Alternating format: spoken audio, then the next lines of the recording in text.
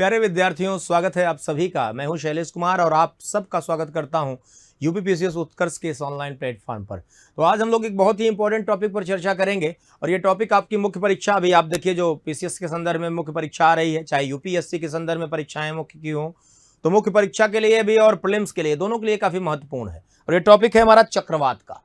तो चक्रवात जलवायु विज्ञान में एक बहुत महत्वपूर्ण परिघटनाएं हैं, बहुत महत्वपूर्ण ये ऐसा विषय है जो एक आपदा का भी विषय है। यानी ये फर्स्ट पेपर जीएस के साथ साथ अगर आप देखें तो थर्ड पेपर में आपदा प्रबंधन में भारत जैसे देशों में, खासकर जहां इतनी लंबी तटरेखा है हमारी, वहां एक प्रमुख आपदा के रूप में भी ये कार्य करते हैं। तो आइए देखते हैं कि आखिर ये चक्रवात हैं क्या, किस प्रकार से ये काम करते हैं। देखिए, जब बात करते हैं हम चक्रवात की, तो चक्रवात सामान्यतः देखिए है क्या। जैसे पवनें, आप संक्षेप में आपको कम से कम समय में ज्यादा बेहतर समझाएंगे, क्योंकि अभी आप देख भी रहे होंगे आने वाले समय, मैंने कहा मुख्य परीक्षा से भी जुड़ी बात है, तो आप संक्षेप में बहुत ज्यादा कहानी न कहते हुए कोर बातों को कम से कम समय में हम आपको खत्म करेंगे और आप उसको देखिए, आप बार बार देख सकते हैं इससे और लाभ इससे प्राप्त कर सकते हैं आप। जैसे चक्रवात का मतलब क्या, स्पिन करती हुई वायु जो होती है, विंड जो होती है, वो मुख्यतः क्या है, हाई प्रेशर से लो प्रेशर की तरफ, किसके, हाई से लो प्रेशर की तरफ पवनें चलती। क्लियर। अब जो चक्रवात हमारे हैं ये निम्न वायुदाब के केंद्र हैं। These are the low pressure centers. Low pressure center is in the sense कि ये केंद्र में इनके निम्न वायुदाब है, इसका मतलब बाहर की तरफ उच्च वायुदाब होगा। ये जो आप देख रहे हैं गोल रेखाएं, ये समदाब रेखाएं हैं। हालांकि ये समदाब रेखाएं जो गोलाकार हैं वो उष्णकटिबंधीय चक्रवातों में है। शीतोष्णकटिबंधीय जो चक्रवात होता है उसमें ये वी आकार की या दीर्घवृत्ताकार होती हैं। तो चक्रवात निम्न वायुदाब के केंद्र हैं, जहां उच्च वायुदाब, बाहरी उच्च वायुदाब क्षेत्रों से पवनें समदाब रेखाओं को लगभग 45 डिग्री के कोण पर काटते हुए अंदर की ओर चक्राकार दशा में स्पिन करती हुई प्रवेश करती। अब चूंकि आप जानते हैं फेरेल का नियम है कि जो पृथ्वी के घूर्णन के प्रभाव में पवनें अपने दिशा से सीधे न जाकर अपने दिशा से विक्षेपित होती हैं, they get deflected from their side, वो उनके अपने डायरेक्शन या from their direction you can say, तो अपनी दिशा से विक्षेपित होती हैं। यहां उत्तरी गोलार्ध में अपनी दिशा से दाईं ओर और दक्षिणी गोलार्ध में अपनी दिशा से बाईं ओर विक्षेपित होती। तो जब उत्तरी गोलार्ध की बात करेंगे तो जैसे मान लीजिए हाई से लो की तरफ, दाब प्रवणता बल हाई से लो की तरफ किसमें, चक्रवातों में केंद्र की तरफ होता है, तो ये सीधी मान लीजिए जाती। लेकिन अब चूंकि उत्तरी गोलार्ध है तो अपनी दिशा से हल्की से दाईं, जब दाईं ओर मुड़ेंगी तो आप देखिए एक प्रकार से ये एंटी क्लॉकवाइज मूवमेंट होगा। सुई की दिशा, घड़ी ऐसी चलती है, सुई ऐसी चलती है, घड़ी की सुई ऐसे, और ये क्या है, अपोजिट। तो इस प्रकार से आप ये कह सकते हैं कि इसमें जो विंड डायरेक्शन है, यानी उष्णकटिबंधीय चक्रवातों में जो विंड डायरेक्शन है, या चक्रवातों में जो विंड डायरेक्शन है, वो उत्तरी गोलार्ध में वामावर्त यानी एंटी क्लॉकवाइज और दक्षिणी गोलार्ध में क्लॉकवाइज यानी दक्षिणावर्त होती है। क्लियर। तो चक्रवात निम्न वायुदाब के केंद्र हैं, जहां बाहरी उच्च वायुदाब क्षेत्रों से पवनें स्पिन चक्रण करती हुई केंद्र की ओर प्रवेश करती हैं। क्लियर है। अब आप देखें तो इसमें दो प्रकार के चक्रवात होते हैं, जैसे उष्णकटिबंधीय ट्रॉपिकल और शीतोष्णकटिबंधीय, जिनको टेम्परेट या एक्स्ट्रा ट्रॉपिकल कहते हैं। एक्स्ट्रा ट्रॉपिकल क्यों, क्योंकि ये ट्रॉपिकल जो जोन होता है उसके बाहर निर्मित होते हैं, मध्य अक्षांशों में निर्मित होते हैं। क्लियर। इनका निर्माण जो होता है शीतोष्णकटिबंधीय चक्रवातों का, वह स्थल जल पर एक साथ हो सकता है, क्योंकि एयर डिफरेंस, पवन की में तापमान में अंतर इनके लिए बेहतर है। वाताग्रों के कारण ये बनते हैं, और वाताग्रों की उत्पत्ति ही दो वायु राशियों में अंतर, तापांतर के कारण होता है। जबकि जो उष्णकटिबंधीय चक्रवात हैं ये केवल सागरीय सतहों पर निर्मित होते हैं, स्थल पर निर्मित नहीं होते हैं। तो ये दो प्रकार के हैं। अब आइए हम आपको ट्रॉपिकल साइक्लोन के बारे में समझाते हैं। ट्रॉपिकल साइक्लोन, जहां से प्रश्न बहुत ज्यादा संभावना है पूछे जाते हैं। तो ट्रॉपिकल साइक्लोन्स जो हैं वो ट्रॉपिकल जो जोन है ना, इसमें अगर आप देखें तो पूरा ट्रॉपिकल यानी उष्णकटिबंधीय क्षेत्रों में निर्मित होते हैं। यहां एक ध्यान रखने वाली बात है कि जो डोल्ड्रम क्षेत्र होता है 5 डिग्री उत्तर से 5 डिग्री दक्षिण, है ना, डोल्ड्रम जो विषुवतीय क्षेत्र है 5 डिग्री उत्तर से 5 डिग्री दक्षिण के बीच वाला, वो डोल्ड्रम का जो क्षेत्र है उसमें चूंकि कोरियालिस का मान बहुत ही कम होता है, नेग्लेजिबल होता है, नगण्य होता है, इसलिए वहां चक्रवात नहीं बनते। बाकी 5 डिग्री से लेकर 30 डिग्री या 35 डिग्री कह लीजिए, सामान्यतः 5 से 30 डिग्री उत्तरी गोलार्ध, 5 से 30 डिग्री उत्तरी गोलार्ध और 5 से 30 अगर आप देखेंगे दक्षिणी में, चक्रवातों का निर्माण, उष्णकटिबंधीय चक्रवातों का निर्माण खूब होता है। जो गर्म जो स्थलखंडों से घिरे हुए जो सागर हैं थोड़ा सा, उनमें आप देखेंगे इनका निर्माण काफ़ी ज़्यादा होता है। आगे देखेंगे आप, जैसे मैक्सिको की खाड़ी हुई, कैरेबियन सागर हुआ, बंगाल की खाड़ी हुई, साउथ चाइना सी हुआ, इसमें आप उष्णकटिबंधीय चक्रवातों का निर्माण ज़्यादा सुनते हैं। अब आप इसमें देखें क्या कि जैसे इसमें समदाब रेखाएं क्या होती हैं, गोलाकार होती हैं, क्योंकि सतह क्या है, एक ही प्रकार की। ये सतह कैसी है, सतह है सागरी सतह। इसके निर्माण की निम्नलिखित दशाएं अनुकूल हैं, ये देखने की बात, यानी उष्णकटिबंधीय चक्रवातों के निर्माण की कुछ दशाएं हैं जो बहुत ही अनुकूल दशाएं हैं। उनमें आप देखें सागरी सतहों पर ये निर्मित होंगे जहां तापमान 27 डिग्री सेल्सियस या इससे अधिक होगा, इससे कम नहीं होगा। क्लियर। जलवाष्प की पर्याप्त आपूर्ति होगी। क्यों? क्योंकि उष्णकटिबंधीय चक्रवातों को जो ऊर्जा मिलती है वो जलवाष्प में निहित गुप्त उष्मा से मिलती है। तो अगर पर्याप्त उष्मा की आपूर्ति यानी जलवाष्प की आपूर्ति नहीं होगी तो इनका क्या है, इनका निर्माण नहीं होगा। आगे आप देखेंगे कि तटों से टकराकर स्थल खंडों पर पहुंचने पर इसीलिए ये नष्ट भी हो जाते हैं। उसमें एक प्रमुख कारण यही है कि इनको स्थल भागों पर पहुंचने पर वो जलवाष्प या ऊर्जा प्राप्त नहीं होती। ये है ITCZ, इंटरट्रॉपिकल कन्वर्जन जोन, अंतः उष्णकटिबंधीय अभिसरण क्षेत्र, जो कि लो प्रेशर जोन है, सेंटर है, वो इनके लिए बहुत जरूरी। इनकी दशा जो है, ITCZ की दशा इसको चक्रवातों को आकर्षित करती है, उनको विकसित करती है, क्योंकि उनको भी निम्न वायुदाब क्षेत्र का जो है विकास बहुत ज़रूरी होता है उसके लिए। तो ITCZ की दशा, जहां ITCZ पर्याप्त नहीं बनता, उसकी अनुकूल दशा नहीं है, वहां आप देखेंगे जैसे दक्षिणी अटलांटिक वाला हिस्सा आप देखिए, दक्षिणी अटलांटिक, दक्षिण पूर्वी प्रशांत महासागर वाले क्षेत्रों में वहां ITCZ की अनुकूल दशा नहीं है, वहां इसका निर्माण भी नहीं होता चक्रवातों का। जबकि आप देखें मैक्सिको की खाड़ी, अगर आप देखें इसको तो आप देखें कि कुछ क्षेत्र हैं, जैसे इधर देखें आप कि यहां मैक्सिको की खाड़ी, कैरेबियन सी वाला एरिया, अरब सागर, बंगाल की खाड़ी यानी हिंद महासागर वाला एरिया, साउथ चाइना सी, जापान का दक्षिण पूर्वी हिस्सा, इन सब क्षेत्रों में ये लगभग एक ही अक्षांशीय दशा में आपको मिलेंगे। इन क्षेत्रों में ITCZ बहुत अनुकूल होती है, यहां इनका निर्माण ज़्यादा बेहतर होगा। यहां बात कर रहे थे हम, ये भी गर्म क्षेत्र है, ब्राज़ील की गर्म जलधारा भी है, लेकिन यहाँ यानी दक्षिण अटलांटिक या दक्षिण पूर्वी प्रशांत जो क्षेत्र हैं, यहाँ आप देखेंगे ITCZ की स्थिति बिरले होती है, मतलब विरल का मतलब उतनी अच्छी नहीं होती। इसीलिए आप देखेंगे कि ज़्यादातर इन क्षेत्रों में चक्रवात या उष्णकटिबंधीय चक्रवातों का निर्माण उतना बेहतर नहीं होता है। तो इसको आप समझेंगे यहाँ से। क्लियर है। आगे आप बात करेंगे अगर, तो कोरियोलिस बहुत इंपॉर्टेंट, बिना कोरियोलिस ही है जो पवनों को अपने दिशा से विक्षेपित करती है, यानी चक्रवात, ठीक है, स्पिनिंग एयर। तो जब तक वो कोरियोलिस नहीं होगा तब तक वो जो चक्रण है वो उत्पन्न ही नहीं होगा। तो बिना कोरियोलिस के वायु में चक्रण या चक्रवात की उत्पत्ति नहीं होगी। क्लियर है। इसके अलावा कोरियोलिस बल के अलावा देखिए निर्माण के समय कहा जाता है, इस पॉइंट को समझिएगा, जब निर्माण हो रहा हो तो चूंकि उस समय केंद्र में निम्न वायुदाब धीरे धीरे विकसित हो, बाहर की तरफ उच्च वायुदाब यानी समदाब रेखाएं धीरे धीरे उच्च वायुदाब वाली होती जाएं, बाहर से अंदर की तरफ दाब प्रवणता बल विकसित हो, हाई प्रेशर से लो प्रेशर, तो इसका विकास होगा। उस निर्माण के समय जो निर्मित हो रहा है चक्रवात, उस समय वायु में लंबवत तापांतर ज्यादा ना हो, क्षैतिज तो ठीक है, लंबवत तापांतर ज्यादा ना हो, ताकि वो शुरुआत में प्रारंभ में निर्माण की दशा बेहतर हो सके। और इसके अलावा चक्रवातों के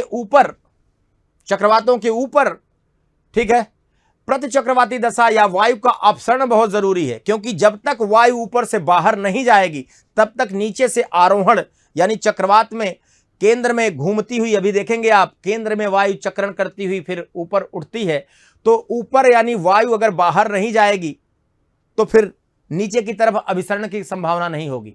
और यह बहुत स्पष्ट है, वायुदाब पेटियों में भी आपने देखा होगा कि अगर नीचे अभिसरण हो रहा है धरातल पर तो ऊपर पक्का अपसरण होगा, अगर ऊपर कहीं अभिसरण हो रहा है तो नीचे अपसरण की स्थिति हो जाएगी, है ना। तो अगर ऊपर अभिसरण होगा तो नीचे अपसरण हो जाएगा, फिर प्रति चक्रवाती दशा हो जाएगी जिसमें वायु बाहर जाएगी। लेकिन यह ऐसी दशा नहीं है, ये चक्रवाती दशा है। इसलिए यहां क्या हो रहा है, नीचे अगर अभिसरण हो रहा है, वायु घूमती हुई आ रही है, तो ऊपर की तरफ वायु बाहर की तरफ जाना भी क्या है, बहुत ही जरूरी है। तो these are the favourable condition for the formation of tropical cyclone, ये बहुत ही जरूरी दशा है, इसको आप यहां देख सकते हैं। अब यहां जैसे आप देखें इन क्षेत्रों में, जैसे आप इसको देखें कि वायु जब घूर्णन करती हुई अंदर केंद्र में आ रही है तो चूंकि केंद्र वाला जो एरिया है वो उससे पहले ही वायु चक्रण स्पिन करती हुई, जैसे भंवर वंवर आप देखते हैं, भंवर देखते हैं ना, केंद्र लगभग खाली रहता है, वैसे ही यहां केंद्र से पहले ही जब ये नाचने लगी पूरी वायु, तो केंद्र में वायु का प्रवेश हुआ ही नहीं। तो केंद्र में वायु का प्रवेश नहीं हुआ तो इसका लगभग कहते हैं ना कि 10, 12, 15 या समटाइम्स मोर देन दैट, है ना। तो ये इतने किलोमीटर का, यानी 10 से 20 किलोमीटर या 10 से 15 किलोमीटर डायमीटर जो व्यास का जो एरिया है वो लगभग रिक्त रहेगा, वहां पवनों का प्रवेश नहीं होगा। और उसी को कहते हैं साइक्लोन आई। चक्रवात की आंख, चक्षु, लोचन, नया नहीं तो पर्यायवाची नहीं पढ़ा रहे हैं तो चक्षु कहते हैं, साइक्लोन आई कहते हैं। यहां वायु का प्रवेश नहीं है, इसी के चारों तरफ चक्षुभित्त निर्मित होगा जहां से यह चक्रण करती हुई, स्पिन करती हुई ऊपर की तरफ उठ रही है।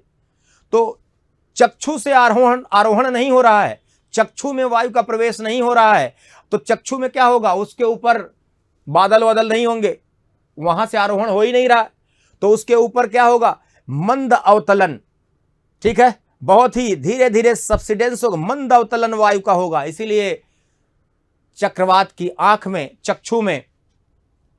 चक्रवात की आंख में यानी इसमें वर्षा की गुंजाइश नहीं होती। क्लियर है।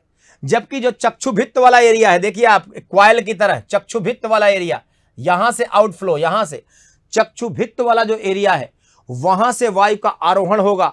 वायु की गति चक्षुभित्त में सबसे ज्यादा होगी, चक्षु के किनारे किनारे, वहां वर्षा की खूब गुंजाइश है, यानी वहीं से आरोहण करती हुई वायु, मतलब चक्रण करती हुई वायु ऊपर उठेगी और उसके साथ रेन बैंड का विकास होगा और वहां खूब वर्षा होगी। तो वायु की गति सर्वाधिक चक्षुभित्त में, आई वॉल में, सबसे ज्यादा वर्षा आई वॉल में, बाहर की तरफ जाने पर धीरे धीरे वर्षा क्या होगी, कम होती जाएगी। तो इस प्रकार से आप देखिए चक्रवातों का यह निर्माण होता है ना, जिसमें आप केंद्र में आई कह सकते हैं, उसके बाद आई वॉल कह सकते हैं, फिर आप उसके बाहर एक इनर रिंग, फिर आउटर रिंग, जैसे बाहर बाहर धीरे धीरे जाते जाएंगे वैसे वैसे उच्च वायुदाब बढ़ता जाएगा। क्लियर है। तो इस प्रकार से ये जो चक्रवात जब निर्मित हो जाते हैं, तो चक्रवातों के निर्माण के बाद ये उष्णकटिबंधीय जो क्षेत्र आप देखिए, खासकर व्यापारिक जो पवन है, यानी इनका निर्माण हुआ। और ये जो चक्रवात हैं ये व्यापारिक पवनों की पेटियों में पूरब से पश्चिम चलते हैं, इसलिए आप देखते हैं कि ज्यादातर केसेस में आप ये महाद्वीपों के पूर्वी तटों पर टकराकर यहां से वर्षा करते हैं, उनको प्रभावित करते हैं। क्लियर है।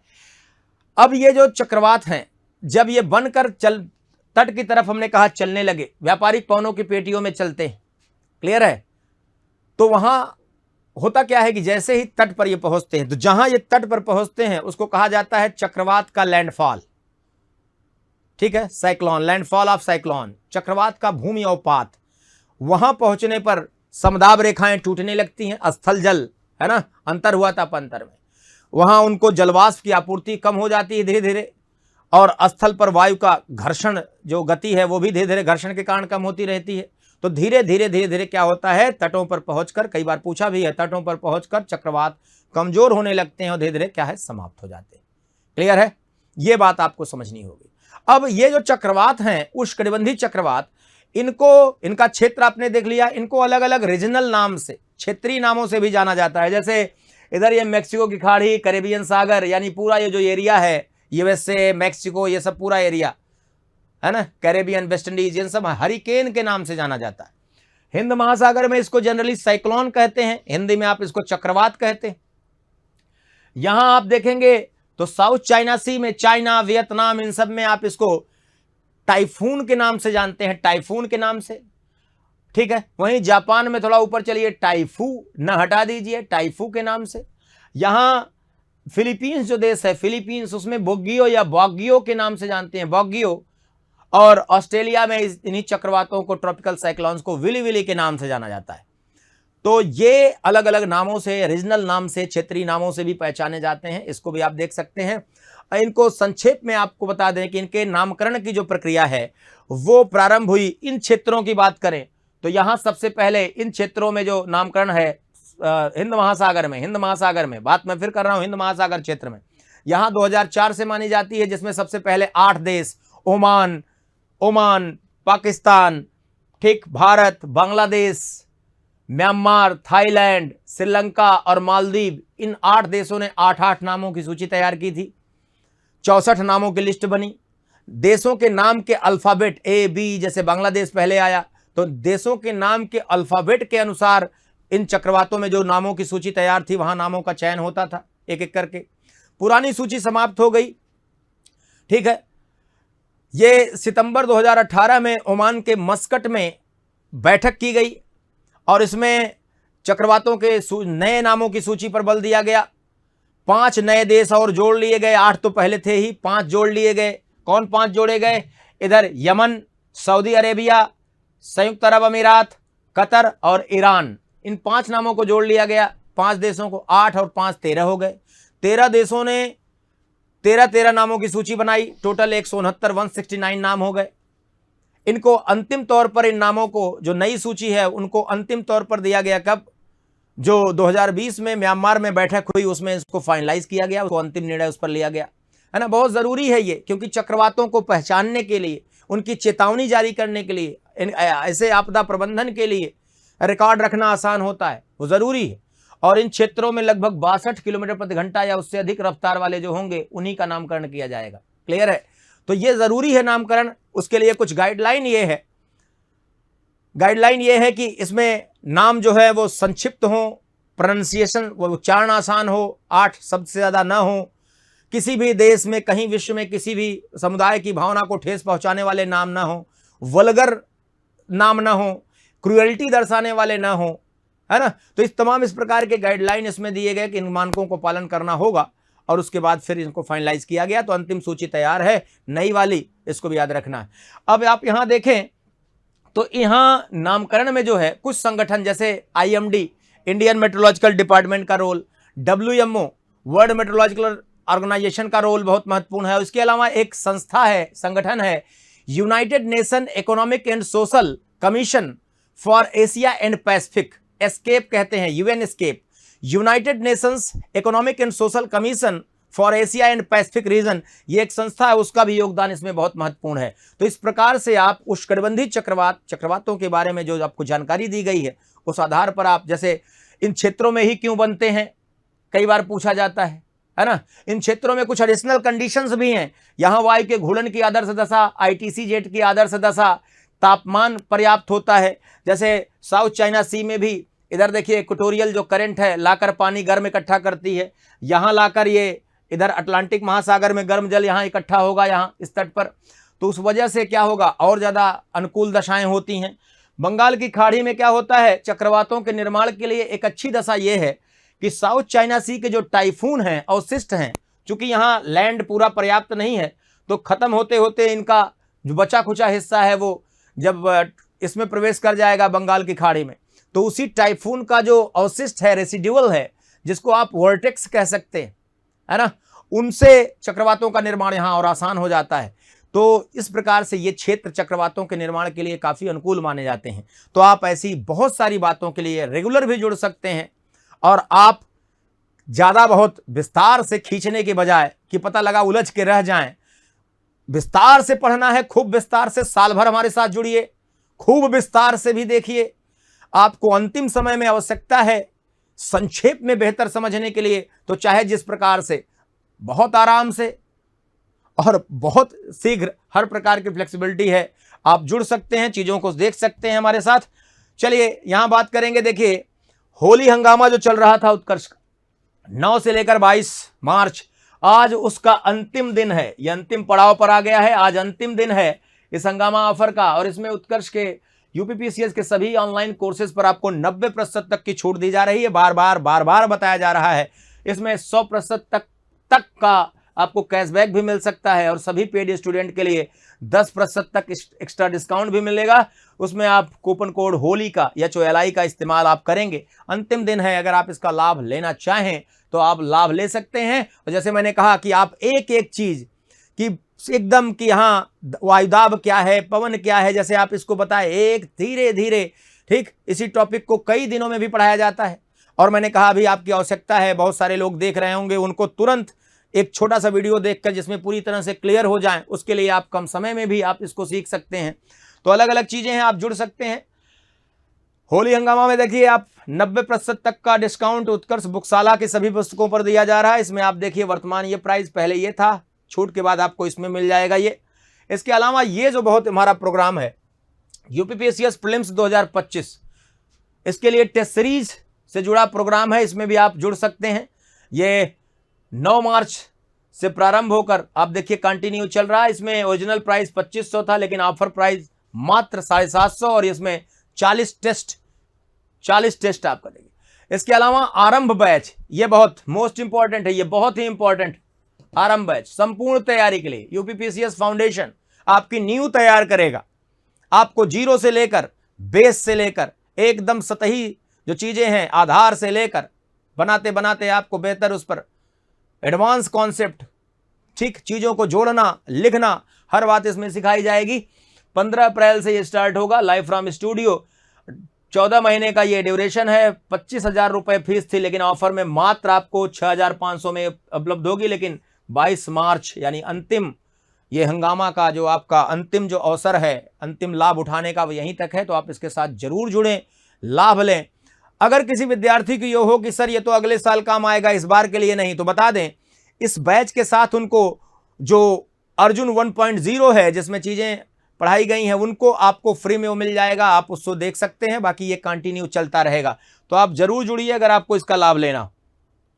ये तमाम इसके फीचर्स हैं, इससे पहले भी फीचर्स बताए गए हैं। आप यहाँ इस फीचर्स को, इन फीचर्स को देख सकते हैं कि किस प्रकार से आपके लिए लाभकारी रहेगा।